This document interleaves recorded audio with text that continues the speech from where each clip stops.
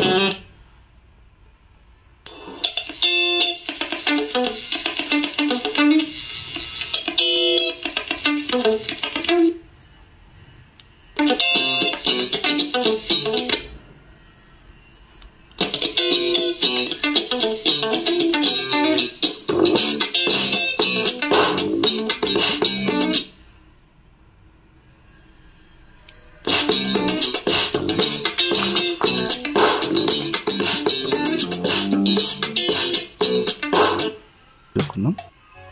So మీరు illegal యాక్టివిటీస్కి దీని అయితే యూజ్ చేయొద్దు. సో ఫస్ట్ థింగ్, ఎన్ఆర్ఎఫ్ ఫైల్ని అయితే మీరు డౌన్లోడ్ చేసుకోవాలి. నేను డిస్క్రిప్షన్లో లింక్ అయితే ప్రొవైడ్ చేస్తాను, గూగుల్ డ్రైవ్ది. సో అక్కడ నుంచి మీరు అయితే డౌన్లోడ్ చేసుకోవచ్చు. సో డౌన్లోడ్ చేసుకున్నాక ఫస్ట్ దీన్ని ఎక్స్ట్రాక్ట్ చేసేయండి. సో ఇందులో ఈ వీడియోలో స్టెప్ బై స్టెప్ ప్రాసెస్ అంతా చెప్తాను. సో ఈజీగా మీరు ఇన్స్టాలేషన్ చేసుకోవచ్చు. సో చాలా ఈజీ చేసుకోవడం కూడా. సో నెక్స్ట్ ఇంకేమైనా ప్రొవైడ్ చేయాలంటే కామెంట్స్లో పింక్ చేయండి, నేను అది కూడా చేసి పెడతాను మీకోసం.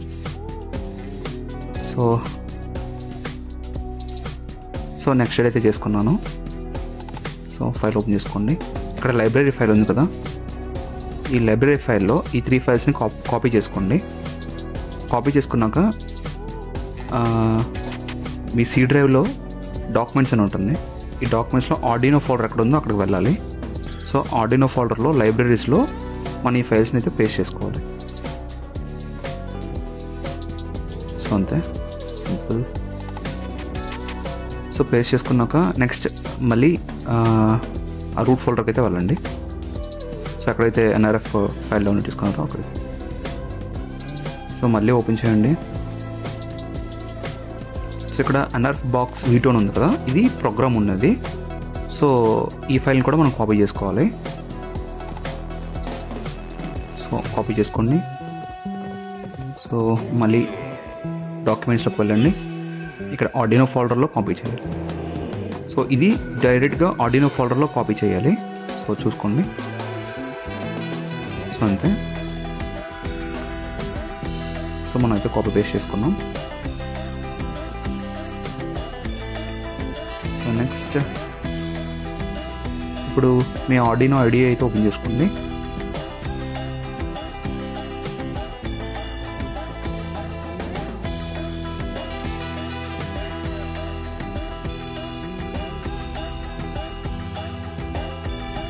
సో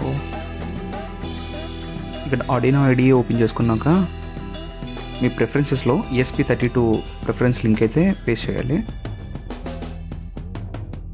సో ఇది ESP32ది ప్రిఫరెన్సెస్ లింక్.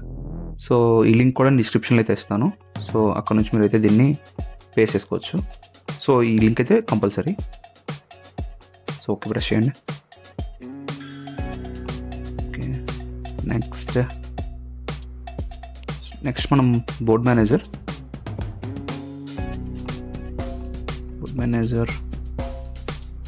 ఇక్కడ నుంచి డైరెక్ట్గా board manager. So next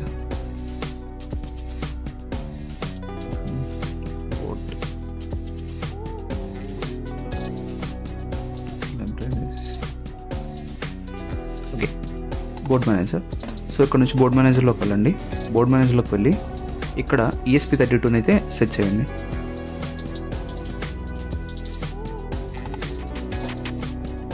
so ఇక్కడ ESP32 బై ఎస్ప్రెసివ్ సిస్టమ్స్ ఉంది కదా, ఇదైతే డౌన్లోడ్ చేసుకోవాలి. ఇందులో కూడా 2.0.11 వెర్షన్. ఓకేనా, ఇదిగోండి ఇక్కడ నుంచి 2.0.11 వెర్షన్ ఉంది కదా, దీన్ని అయితే మీరు డౌన్లోడ్ చేసుకోవాల్సి ఉంటుంది. 3.2.0 కాదు, 2.0.11, లేదంటే మీకు ఎర్రర్ వచ్చే ప్రాబ్లం ఉంటుంది. సో 2.0.11 అయితే డౌన్లోడ్ చేసుకోండి. సో నేనైతే ముందే డౌన్లోడ్ చేసుకున్నా. సో ఇక్కడ చూసారు కదా, ఇన్స్టాల్ అని చూపిస్తుంది. సో అది మీరు డౌన్లోడ్ చేసుకోవాలి.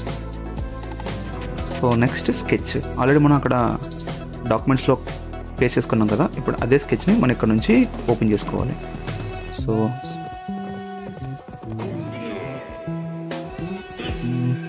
ఫైల్ స్కెచ్ బుక్లోకి వెళ్ళండి. ఇక్కడ చూడండి NRF బాక్స్ V2 ఉంది, దాన్ని అయితే మనం ఓపెన్ చేసుకోవాలి.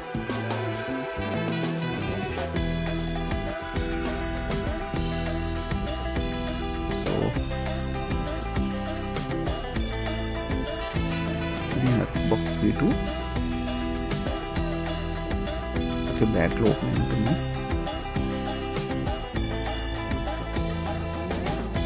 ఓకే, ఇది NRF box V2 file.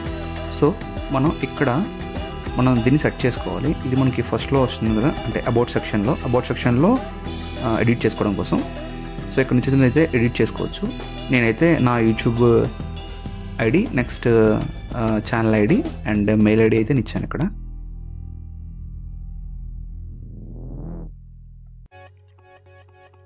So next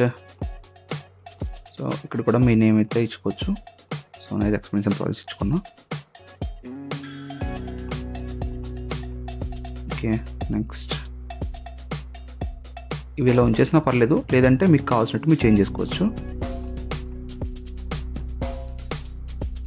so next టూల్స్లోకి వెళ్ళండి. ఇక్కడ నుంచి బోర్డ్. సో బోర్డ్ ESP32లోకి వెళ్ళి ఇక్కడ మీరు అయితే చూసుకోవచ్చు.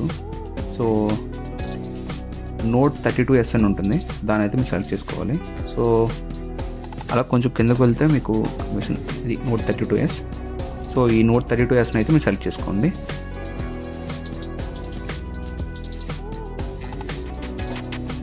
అంతే. Next port. సో నేనైతే COM5 పోర్ట్కి అయితే సెలెక్ట్ చేసుకున్నాను. Next resolve fresh disabled. So frequency 80 MHz. So partition schema minimal SPI FFS. Upload speed as usual 9216000.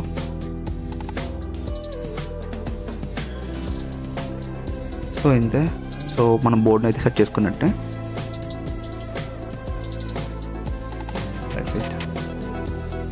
So no compile చేసేద్దాం. సో గైస్,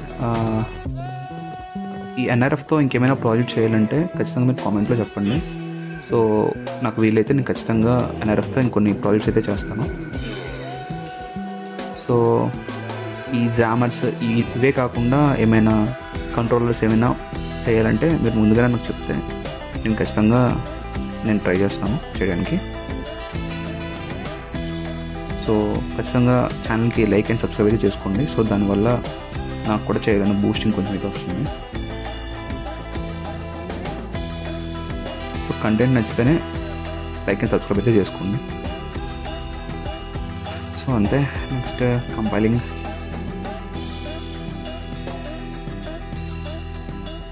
స్కెచ్ కంపైల్ అయిపోతే మ్యాక్స్ అయిపోయినట్టే. సో చాలామందికి చాలా errors అయితే వస్తున్నాయి ESP32లో. సో ముందుగానే ESP32లో ఏదైనా ప్రోగ్రామ్ అయితే ఫ్లాష్ చేసి ఉంటే దాన్ని మళ్ళీ క్లియర్ చేసుకోండి.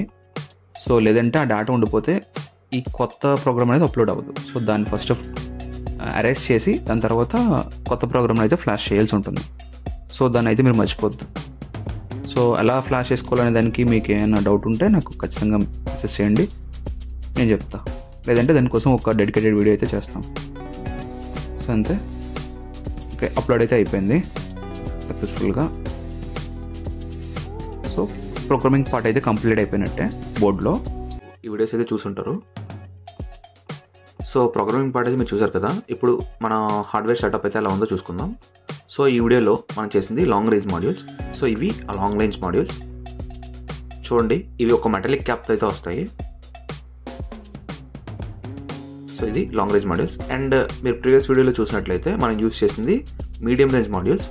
ఇవి ఆ మీడియం రేంజ్ మాడ్యూల్స్. సో ఇవి నార్మల్గా వస్తాయి పీసీబీ టైప్.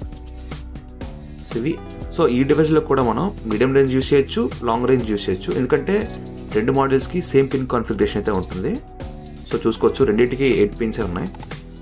సో ఈ వీడియోలో అయితే మనం లాంగ్ రేంజ్ యూజ్ చేస్తాను. సో ఇక్కడ యాంటీనా చూసుకున్నారు కదా, ఇది మీడియం రేంజ్ యాంటీనా. ఇది డైరెక్ట్గా మనకి మీడియం రేంజ్ యాంటీనాతో పాటు వస్తాయి. ఇది నేను కొత్తగా బయట మార్కెట్లో తీసుకున్న లాంగ్ రేంజ్ యాంటీనా. ఒక రకంగా చెప్పాలంటే దీన్ని హై గెయిన్ యాంటీనా అని కూడా అంటారు. సో చూడండి, ఆ యాంటీనాకి ఇది డబల్ ద యాంటీనా ఉంటుంది. సో ఇక్కడ మనకి ఇది పర్ఫార్మెన్స్లో చాలా డిఫరెన్స్ అయితే చూపిస్తుంది. నేను ఆల్రెడీ టెస్ట్ అయితే చేశాను, నాకైతే మంచి రిజల్ట్స్ అయితే వచ్చాయి. సో చూడండి, ఈ యాంటీనాకి 2 టైమ్స్ ఉంది ఈ లాంగ్ రేంజ్ యాంటీనా. సో మీరు ఎవరైనా ఈ లాంగ్ రేంజ్ యాంటీనాతో బిల్డ్ చేయాలనుకుంటే ఖచ్చితంగా ఈ షార్ట్ యాంటీనాస్ యూజ్ చేయొద్దు, ఈ లాంగ్ గెయిన్ యాంటీనా యూజ్ చేయండి. మీరు ఖచ్చితంగా మంచి రిజల్ట్స్ అయితే చూస్తారు.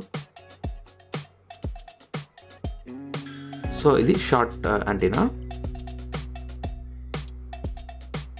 So simple. ఈ సర్క్యూట్ డయాగ్రామ్ అంతా నేను డిస్క్రిప్షన్లో ఆల్రెడీ పింక్ చేసి పెడతాను. సో అక్కడ నుంచి మీరు అయితే యాక్సెస్ అయితే చేయొచ్చు.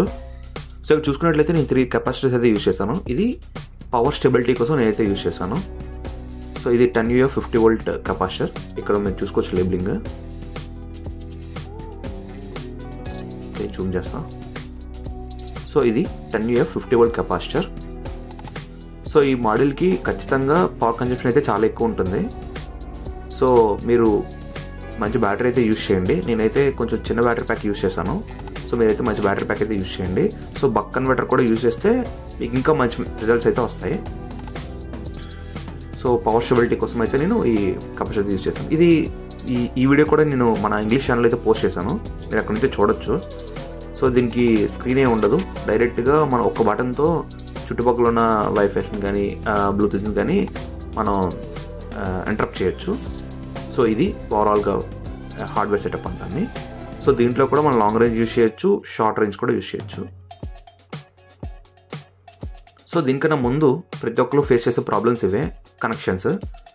సో మీరు చూసుకోండి, నేను కనెక్షన్స్ని పేపర్ మీద డ్రా చేసుకున్నాను. సో పీసీబీని రివర్స్ చేస్తే మన కనెక్షన్స్ ఎలా ఉంటాయో అవి అయితే దీని మీద డ్రా చేసుకున్నాను.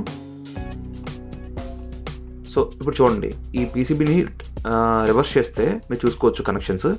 ఇక్కడ సోల్డరింగ్ ఎలా ఉందో సేమ్ అలానే పేపర్ మీద ఉంటుంది. సో నేను మీ అందరికీ రికమెండ్ చేసేది ఇదే, ఖచ్చితంగా కనెక్షన్స్ని ఇలా మీరు పేపర్ మీద డ్రా చేసుకోండి. అంటే రివర్స్ చేసినప్పుడు ఏ పిన్స్ ఎక్కడ ఉంటాయి, ఏ పిన్స్ ఎలా కలపాలని మీరు డ్రా చేసుకుంటే మీరు ఖచ్చితంగా కన్ఫ్యూజ్ అయితే అవ్వరు. సో ఎక్కడ ఏ మిస్టేక్ రాకుండా కరెక్ట్గా అవుతుంది. సో చూసుకోండి, ఇక్కడ నేను ఎన్ఆర్ఎఫ్స్కి కానీ ఈఎస్పీకి కానీ కరెక్ట్గా అయితే సాల్వింగ్ అయితే చేసుకున్నాను. సో నాకు పర్ఫెక్ట్గా రావడానికి కారణం అయితే ఇదే, నేను ఖచ్చితంగా పేపర్ మీద అయితే డ్రా చేసుకుంటాను కనెక్షన్స్ని. చూడండి, స్విచెస్ ఈఎస్పీ ఎన్ఆర్ఎఫ్స్ అన్ని పొజిషన్ చేసుకొని కరెక్ట్గా డ్రా చేసుకొని ఒక లేఅవుట్, ఆ లేఅవుట్ని అలా పీసీబీ మీద పెట్టడమే, అంతే, సింపుల్. సో మీకు కన్ఫ్యూజ్ లేకుండా అయితే సాల్వింగ్ అయితే చేసేసుకోవచ్చు. సో పెట్టుకో.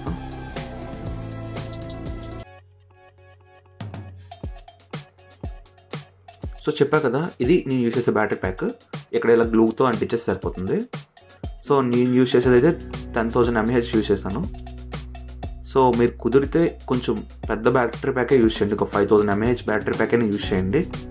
సో దాంట్లో మీరు బక్ కన్వర్టర్ యూజ్ చేస్తే ఇంకా మంచి రిజల్ట్స్ అయితే వస్తాయి. సో ఇప్పుడు స్విచ్ ఆన్ చేసి చూసుకుందాం. సో ఆన్ చేసాక ఇలా మీకు ఆప్షన్స్ అనేది చూపిస్తాయి. సో మీకు ఈ మిగతా ఆప్షన్స్ అన్నీ యూజ్ అవ్వవు. సో డైరెక్ట్గా ప్రోకిల్ మోడ్లోకి వెళ్ళండి. ఇక్కడ ప్రోకిల్ మోడ్ అని ఉంటుంది. సో ఇక్కడ మనకి వైఫై ఉంటుంది. నెక్స్ట్ మనకు కావాల్సిన బ్లూటూత్ కానీ, radio, next Zigbee, wireless devices, CC camera, ఇవన్నీ ఇందులోనే ఉంటాయి. సో ఇక్కడ నుంచి అయితే మనం వైఫైని, బ్లూటూత్ని యాక్సెస్ అయితే చేసుకోవచ్చు. మీకు మిగతా ఆప్షన్స్ అని పెద్ద యూజ్ అయితే అవ్వవు.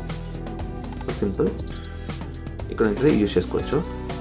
నెక్స్ట్ ఇక్కడ ఇండికేటర్ ఎందుకు యూజ్ చేస్తున్నారు, ఇది కన్ఫర్మ్గా యూజ్ చేయాలని అడిగారు. సో అవసరం లేదు, కానీ ఇఫ్ మీకు అంటే ఒక బ్లింకింగ్ ఎల్ఈడి ఇండికేటింగ్గా ఉండాలి ఏదైనా అంటే మీరు యూజ్ చేసుకోవచ్చు. ఇది మ్యాండేటరీ అని అయితే ఏం కాదు. సో యూజ్ చేయొచ్చు, యూజ్ చేయకుండా ఉండవచ్చు. సో ఇక్కడ స్కానర్ ఉంటుంది. స్కానర్లోకి వెళ్ళి మీరు ఓకే చేస్తే మీకు ఇక్కడ ఎల్ఈడి అనేది బ్లింకింగ్ అయితే అవుతుంది. సో ఇది ఇండికేట్ చేస్తుంది లైక్ ఇక్కడ స్కానర్ అనేది స్కాన్ చేస్తుందని. సో దానికోసమే ఈ ఇండికేటర్ అయితే యూజ్ చేస్తున్నాం. ఇది యూజ్ చేయకపోయినా సరే ఏ ప్రాబ్లం అయితే ఉండదు. ఇది మ్యాండేటరీ అయితే ఏం కాదు. సో ఇక్కడ మీరు చూడొచ్చు, ఇక్కడ లైటింగ్ వల్ల మీకు కరెక్ట్గా కనిపించట్లేదు, కానీ నా వేలు పెడితే చూడండి అక్కడ బ్లింకింగ్ అయితే అవుతుంది. సో ఇది ఈ ఎల్ఈడి ఇండికేటర్ యూజ్.